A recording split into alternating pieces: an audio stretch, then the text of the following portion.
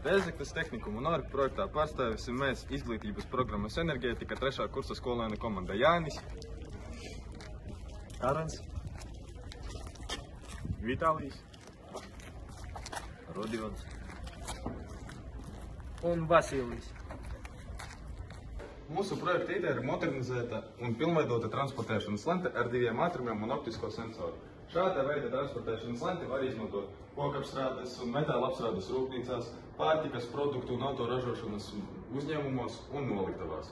No uzņēmuma no ārka atsūtītiem materiāliem un iekārtiem izmantojam motora automaslēdzi, 3-fāzu noplūdes automaslēdzi, kombinētu automaslēdzi, barošanas bloku no 230 maistrāvas uz 24 līdzstrāvas, 3 kontaktorus, laika relēju, zvanu, starprelēju, avarijas pogu, zaļu un sarkanu signālspuldzi, sarkanu signālspuldzi ar signalizāciju, starp-stop pogas, pārslēdzi ar 3 pozīcijām, pārslēdzi ar 2 pozīcijām, sadalas skapi. Papildus izmantojam arī vēl vienu starprelēju, optisko sensoru un LED lenti uz 230 maistrāvā, lai apgaismotu transportēšanas ierīci.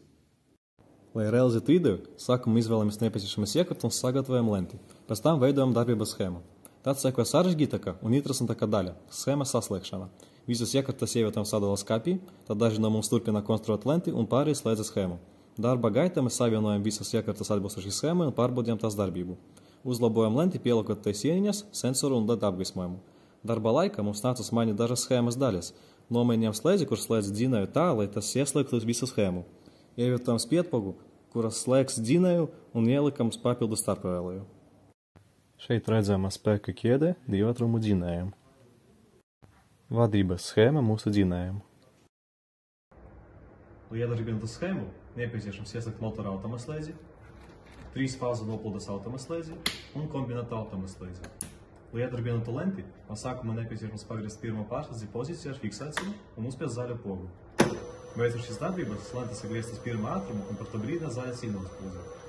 Lai ieslēgtu lentes apgaismojumu, nepieciešams pagriezt otru pārslēdzi fiksētajā pozīcijā, kas iestājas LED apgaismojumu virs lentes. Kad nostrādā sensors, noskan zvans un lente automātiski pārslēdzas otrajā ātrumā, par ko brīdinās sarkanas signālspulze un griebs ar tādu ātrumu noteiktu laiku. Ja tiek pārdots vēl viens objekts, tad laika atskata sākas no jauna un tad turpina griezties. Ja tajā laika objekta nav, tad lente pārslēdzas uz pirmo ātrumu, par ko brīdinās zaļa signālspulze. Ja notiek avārija,